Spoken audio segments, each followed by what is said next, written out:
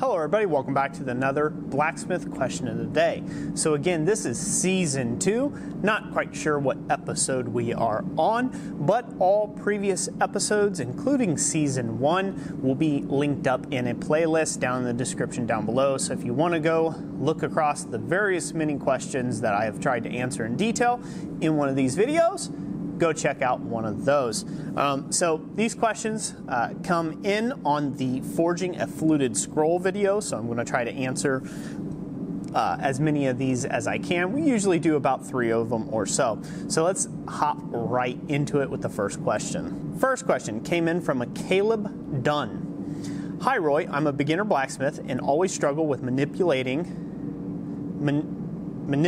the piece with my tongs. He said price, but I think he meant piece.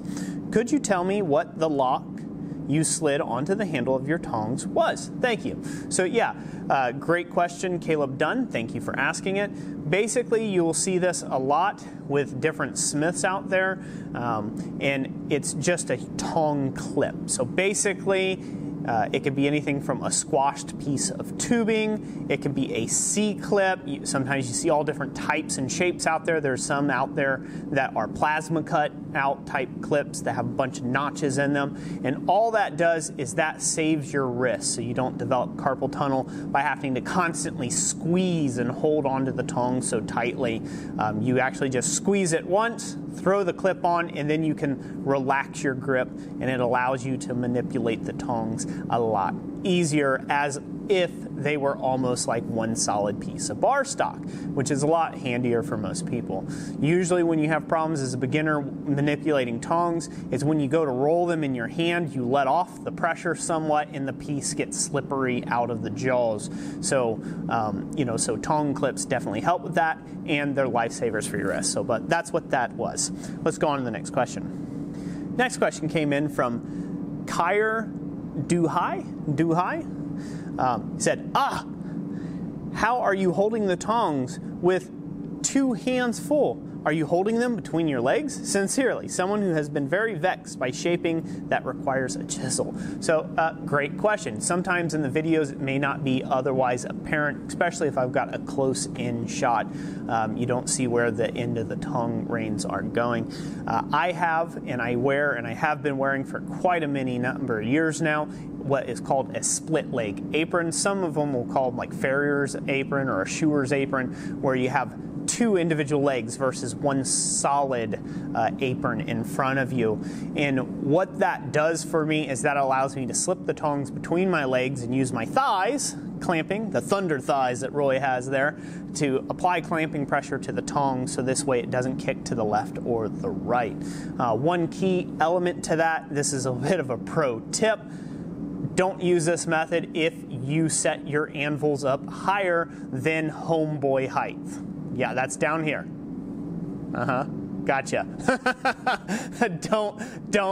Don't set your anvil height any higher than homeboy height, because if you do, you whack on the end, it teeter-totters, and you will be reminded of this very saying at the very at this moment in time in the future. Yeah, so basically you want your anvil at the same height as previously discussed. Trying not to get demonetized here, fellas. And then, then you can hold the tongs between your legs. One other alternate method of that is if you have, say, shorter length tongs, you can just hold them against a knee or a thigh, support them, and then work on the end.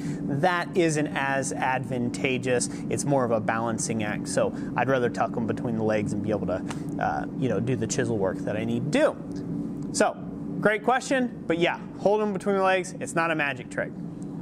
All right, next question comes in from Dragonstone Gym and Ironworks Crafting, or otherwise known as Mr. Crawford. Thank you for asking the question. Pretty cool tutorial, Mr. Roy.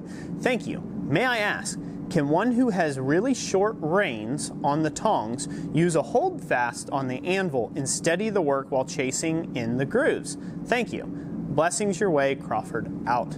Well, thank you, Mr. Crawford, for asking this question, and I'm glad to answer it for you. So yes, you can use a holdfast for chasing the grooves, and actually some smiths prefer it that way, to actually use a holdfast locked down into the anvil.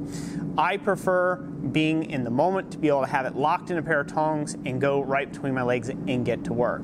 Sometimes the holdfast holds the metal so directly to the anvil that the anvil robs the heat quicker, in my opinion. Now, it's great to have a holdfast when you're laying out your lines or starting them in cold. That's a great use for it, in my opinion. When it comes to actually doing the hot work, you're taking so many quick heats back and forth. I find that using a holdfast is a little bit more on, it takes a little bit more time than it does for me to just tuck the tongs between my legs and go to town. Now, with short tongs, it might not be possible to tuck them between your legs, or it gets hot. So in that case, it would be my suggestion to go ahead and use the holdfast, definitely so. So thank you for asking that. Thank you for watching this video and this blacksmith question of the day. Drop your questions or comments or complaints or any of that stuff down in the comment section down below, and who knows, maybe you'll be featured on the next blacksmith question of the day with some of your stuff. So thank you so much for watching, and as always, God bless you. We'll catch you on the next one.